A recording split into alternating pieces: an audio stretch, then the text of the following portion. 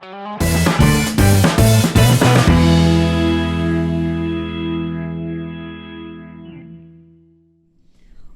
pessoal, seja bem-vindo com mais um Leia a Bula. E hoje a gente tem uma convidada especial. Eu considero especial porque, enfim, ela é minha irmã e também minha amiga e nós somos colegas de psicanálise. É a doutora Alessandra Pereira. Ela vai se apresentar, né? Vamos abordar vários temas sobre doenças do mal do século e eu deixo a oportunidade para a doutora Alessandra Pereira se apresentar. Bom dia, doutora Alessandra. Bom dia, meu amor. Muito bom estar aqui com vocês para a gente falar um pouco sobre saúde mental, sobre psicoeducação. Meu nome é Alessandra Pereira, sou médica psiquiatra, titulada pela Associação Brasileira de Psiquiatria, atendo na Clínica Equilíbrio e estou aqui para orientar a população. Olha que legal, gente. Ela já chegou aqui, ela disse: Ednilson, como é que você está hoje? Eu disse: hoje eu não estou muito legal. Eu já peguei chuva, já peguei trânsito, já corri. Então, ela me deu um abraço, assim, de energia. Se todo mundo pudesse abraçar, deixar aquela energia, né? Que coisa boa, né, Alessandra? Mas, enfim, vamos conversar um pouquinho sobre as doenças do mal do século. Hoje, assim, nem todo mundo dá importância, mas a gente tem que relevar e observar que está acontecendo muita coisa. Então, vamos falar um pouquinho sobre depressão e ansiedade. Então, doutora Alessandra, eu queria que você discorresse um pouquinho sobre a depressão, pessoas depressivas, como identificar essas pessoas, o que leva essas pessoas a ficarem depressivas, o que é, enfim, a depressão. Bom, a depressão é uma doença, que ela é uma doença sistêmica, ela não é uma doença só do cérebro, tá? Então é muito importante entender isso, que ela tem repercussões no corpo todo. E as pessoas sempre acham que é só um transtorno mental, então é só dentro da cabeça que o negócio acontece. Não é bem assim que funciona, não. Onde nós temos uma queda significativa da energia, a pessoa está sempre cansada. Você está sempre cansado, preste atenção. Mas também, junto com esse cansaço, nós temos uma perda do prazer. A pessoa não consegue mais ter alegria, não consegue mais ter interesse pelas atividades que ela sempre gostou e não consegue mais sentir alegria, prazer e nem vontade de fazer nada. E quando faz, não é muito legal. Mas, acompanhado disso, nós temos os sintomas psíquicos, que é um sentimento de desvalor. A pessoa acha que ela não tem valor, né? Ela não se sente valorosa, importante, inteligente, bonita. Tudo tá ruim. Ela tem uma visão negativa das pessoas, se sente desamparada, que as pessoas não entendem, que as pessoas não compreendem, que as pessoas não conseguem lhe ajudar. E o pior é o sentimento de desesperança, onde a pessoa acredita que aquilo não pode mudar, que aquela realidade ela não vai ser diferente. Então, ela acha que é aquilo mesmo, que não tem como melhorar, ela já está há muito tempo naquela luta, já está há muito tempo com aqueles sintomas, mas muda sim, viu? É só você fazer o tratamento adequado. Gente, olha que resposta maravilhosa, porque muitas vezes a gente tem esse sentimento e não sabe o que é que está se passando com a gente. E muitas vezes a gente quer ajudar pessoas e também não sabe como ajudar. Eu queria fazer uma pergunta assim bem delicada, que se com crianças acontece isso também. As crianças podem entrar em depressão? Infelizmente acontece sim, Denise, acontece muito. A faixa etária? A gente pega criança às vezes com depressão com 6, 7 anos de idade. Então, é importante você ter perguntado da situação das crianças, porque a criança, geralmente, ela não responde como um adulto, os sintomas dela são um pouco diferentes. A criança, ela fica mais distraída, ela se isola da brincadeira com os coleguinhas, ela fica com dificuldade de escolar, ela não consegue ter o mesmo desempenho, ela fica irritada, ela briga, ela começa a chorar. A criança começa a chorar do nada, a ficar muito assim, diferente do comportamento habitual dela. Então, uma criança onde tudo vem bem, a criança começa a não dormir direito, ter pesadelo, e ela começa a ficar irritada. E as pessoas não imaginam, mas muitas vezes aquela criança, ela está deprimida. E os adultos não percebem. Olha aí, gente, essa dica importante é sobre o reconhecimento das suas crianças, porque muitas vezes a gente vê que as crianças estão irritadas e briga com as crianças e assim perde a paciência e não sabe o que está acontecendo. Agora, um dado muito interessante que eu vejo, que que hoje nós temos muitas redes sociais. Vocês sabem que tem fanpages, Twitter, Instagram, Facebook, WhatsApp. Eu quero saber, doutora, se as redes sociais, elas influenciam nas doenças, vamos dizer, na ansiedade, na depressão, nessas doenças atualmente. Bom, infelizmente é uma situação muito crítica que nós temos. Tem vários estudos já demonstrando o quanto as redes sociais influenciam as pessoas negativamente. Então, por exemplo, pessoas que foram expostas a algumas horas por dia com o Facebook, especificamente, né? E o mesmo grupo de pessoas não foi exposto. Então, o que foi visto? Foi visto que as pessoas que foram expostas, elas reduziram o seu índice de qualidade de vida, de satisfação com a vida e apresentaram mais sintomas depressivos. E as pessoas que não foram expostas à mesma rede social, elas não apresentaram esse declínio. Só que isso não foi feito só com o Facebook, também foi feito com o Instagram. Mas o Facebook é o que mais apresentou essa influência, né, negativa, sendo o Instagram o segundo e também tem as outras redes sociais. Só que a pesquisa foi principalmente com esses dois. O que fica de alerta é que muitas vezes a pessoa ela vive a ilusão de que ali, naquele universo virtual, ela tem redes de relacionamento que não são reais, ela se inspira em vidas que são sempre perfeitas, porque as pessoas sempre postam o seu melhor. As pessoas sempre postam quando elas saem do salão, elas nunca postam quando elas estão com o cabelo sujo, elas sempre postam quando elas estão com a melhor maquiagem, elas não postam com a cara remelenta, com o cabelo todo assanhado de quando acorda, elas postam os restaurantes, elas postam as viagens, mas é muito interessante como as pessoas se espelham nisso, para que elas tenham uma vida perfeita como é aquele mundo virtual. E a vida não é assim, gente. A vida é feita de problemas e problemas foram feitos para serem superados. Qual é a diferença entre o perdedor e o ganhador? O vencedor, ele é aquele que ele não vai ficar no problema, ele vai focar na solução. Então, eu quero fazer uma viagem, eu vou começar hoje a construir essa viagem. Eu quero ter um cabelo mais bonito, eu vou começar a focar hoje no investimento que eu vou fazer no meu cabelo. Mas só que quando as pessoas veem na rede social, elas só veem o momento do up. Elas só veem o momento do recorte, o momento do que tá bom, do ótimo, da felicidade. A construção. Não. E isso é que leva as pessoas ao sentimento de frustração. Então, o sentimento de frustração é tão intenso que todo mundo tem uma vida feliz, menos eu. Gente, olha como essa resposta é super interessante. Sabe por quê? Porque eu vejo assim muitos seguidores. Eu mesma recebo no meu direct, no meu Instagram, ai, doutora, eu queria ser como você.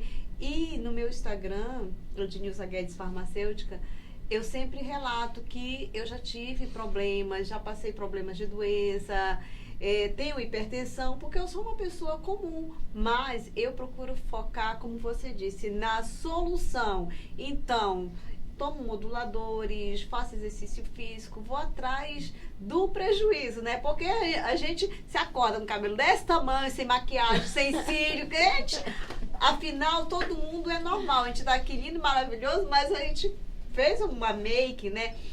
Mas eu vejo assim que a rede social ela influencia sim, doutora Alessandra, porque muitas vezes nós entramos em grupos que só fazem reclamação, que só postam coisas negativas, que só reclamam, que brigam nas redes sociais, e isso deve influenciar no emocional de quem está lendo, principalmente se a pessoa estiver depressiva. Então, influencia muito mais, só desculpa te interromper, mas assim, influencia muito também os ansiosos. Tem alguns programas, vamos falar de todos os tipos de mídia. Nós temos a mídia escrita, nós temos a mídia de rádio, nós temos a mídia de TV, e geralmente tem linhas de mídia que focam muito nas situações negativas, na violência urbana, nos acidentes, nos desastres, na situação difícil política e econômica. Então, você tem que escolher do que você alimenta seu cérebro. Muitas vezes você está alimentando seu cérebro desde de manhã, com aquelas notícias mais sensacionalistas dos acidentes, das desgraças, até depois você ter acesso a mídias escritas que sempre estão focando em coisas negativas, até o fim da tarde e da noite você continuar com esse padrão de noticiários. Ora, vamos ver, coisas ruins acontecem Acontecem. Mas só que a gente não precisa viver focado no negativo. Viver pelo que a gente está vendo e sim pelo que a gente acredita. Então, se você acreditar, você tiver um pensamento positivo, que tudo vai dar certo na sua vida, você não tem por que temer só o pior ocorrer. Porque o pior acontece, mas com uma minoria das pessoas, não com a grande maioria das pessoas. E eu sempre digo o seguinte, desde quando eu sou criança, que eu escuto no jornal, né, falar assim, o Brasil está numa situação horrível, o Brasil está vivendo o pior momento econômico. E o Brasil está num momento tão ruim, tão ruim, tão ruim, que se todos os prognósticos televisivos fossem corretos desde quando eu era criança, nós estávamos pior do que a Venezuela, Ednilson. É verdade. Então, o que acontece? Minha amiga, meu amigo, tá ruim, tá? Pra quem? Pra quem não corre atrás. Porque você tem que levantar, você tem que ir em frente, você tem que batalhar. Porque vai ficar ruim para quem fica parado. Mas se você sair do seu lugar, você planejar, você estruturar, você correr atrás, nós temos muitos exemplos de pessoas que estão muito bem. Mas porque elas ficaram paradas, não. Porque elas foram lá e fizeram acontecer. E fizeram a diferença. Fizeram a diferença. Vamos finalizar com uma pergunta, assim, que eu vejo que é super importante, que a gente não pode deixar de tocar nesse assunto, que é a respeito de alguns suicídios que a gente vem observando, principalmente nas mídias, né? Então, teve até uma campanha ultimamente, eu acho que umas 2 semanas atrás, do Capitão Carpé, ele fez uma campanha na ponte, eu achei muito positivo muito isso. Legal. É muito legal, né? As pessoas têm que se preocupar umas com as outras. Como seria o reconhecimento de pessoas que têm tendência a suicídio? Porque geralmente tem pessoas que estão rindo, feliz com tudo, e de repente a gente sabe a notícia que a pessoa se suicidou, né? E tem pessoas que apresentam. Como seria essa diferença, doutora? Porque isso aí até hoje para mim é uma interrogação, por mais que a gente estude, mas é uma interrogação, porque é um lado, às vezes, emocional escondido, que leva muitas vezes a pessoa a cometer isso. Tem uma coisa muito importante que você falou em relação às pessoas disfarçarem muito, não darem esses sinais, né? Na verdade, os sinais, eles existem, só que muitas vezes eles são muito tênues. Mas nós precisamos observar que tem situações de risco maior. Por exemplo, homens, jovens, solteiros, viúvos ou divorciados, né? Pessoas que vivem em situações de isolamento, são pessoas de maior risco. Pessoas que não têm filhos, pessoas muitas vezes que nunca quer ir para uma festa, a pessoa não quer sair, a pessoa vive do trabalho para casa, de casa para o trabalho. Já não é meu caso, que eu adoro festa. Eu amo festa. Amém. E aí, o que acontece muitas vezes é que as pessoas, elas começam a dizer, eu estou muito cansada, eu não aguento mais, está muito pesado, está muito difícil. E foi feito um estudo também mostrando fotos das redes sociais das pessoas na véspera delas cometerem suicídio. E essas pessoas... Olha aí, gente, fica ligado. Exatamente. Essas pessoas tinham fotos que ninguém imagina que pela foto daquela pessoa. Só que a foto, gente, é milésimos de segundos.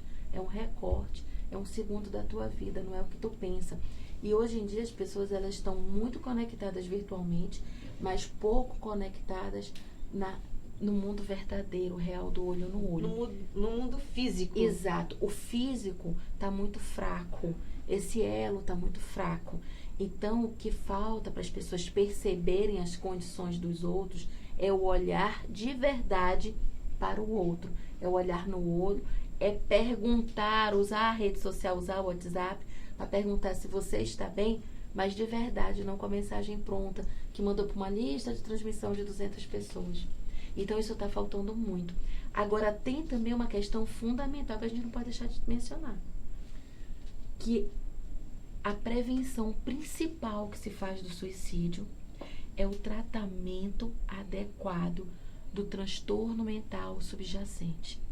98% das pessoas que se suicidam têm um transtorno mental, muitas vezes não diagnosticado. E o tratamento desse transtorno, o acompanhamento adequado com o profissional, é que faz a diferença entre o viver e o morrer. Portanto, procure ajuda. Não se negue quando alguém quiser lhe ajudar ou lhe levar, procure o psicólogo. Se necessário, ele vai lhe encaminhar para o psiquiatra. Procure o pastor, procure o amigo, procure a mãe, o pai. Mas peça ajuda. Não se cale. Porque tem muita gente que lhe ama, só que talvez você não esteja percebendo isso. Então, a doutora Alessandra está deixando um recado espiritual, um recado médico, um recado de amigo para você que está nos assistindo. Não só nos assistindo, como também você pode compartilhar e ajudar outras pessoas. A doutora Alessandra eu considero uma pessoa de Deus porque ela dá palestras, ela se envolve com os pacientes dela, ela vai atrás. Primeiro, quando ela te encontra, como você está? Você está bem? É até assim, se assusta a pessoa perguntar, você está bem? Eu queria que você deixasse o seu endereço nas redes sociais. Como é que o pessoal te encontra, Alessandra? Vamos lá. O meu Instagram é Alessandra Pereira 7, né? O Facebook também é Alessandra Pereira 7. E eu tenho uma clínica chamada Equilíbrio Saúde e Bem-Estar, que também tem o Instagram mesmo e o Facebook também. Nosso telefone é 3321-4768. 3321-4768. Nós temos uma equipe de psicólogos, nós temos psicanalistas à disposição, nós temos psiquiatras na clínica e nós trabalhamos exclusivamente com saúde mental. E uma coisa importante que a gente não pode deixar de dizer, eu sempre digo isso nas consultas para meus pacientes: conte-me tudo, não me esconda nada. Não esconda de quem você ama, o que você sente. Você não é Mulher Maravilha, você não é Super-Homem. Você não precisa ser perfeito o tempo todo. Falar do que sente não é crime. E não recrimine ninguém se a pessoa chegar e dizer para você que não está bem. Muito pelo contrário, ajude, porque você pode estar mudando uma vida. Amém. Olha, eu agradeço essa participação. Então, que vocês continuem lutando pela sua vida, lutando pela vida do que vocês amem. Também a gente ama, assim, ama filho, ama o marido, ama esposa, ama namorado, mas que a gente também lute por outras vidas, porque outras vidas precisam da nossa força, da nossa energia e da nossa ciência também, que a gente contém um pouquinho de ciência. Pode nos adicionar, pode ir atrás, pode participar e pode também ir nas páginas do Portal do Holanda, no Instagram do Portal do Holanda, no Instagram da Ednilson Guedes, no Instagram da Alessandra Pereira. Gente, eu fico hoje assim emocionada, dizendo que a vida vale a pena ser vivida. Então tenha uma ótima quinta-feira e até o próximo Leia a Bula.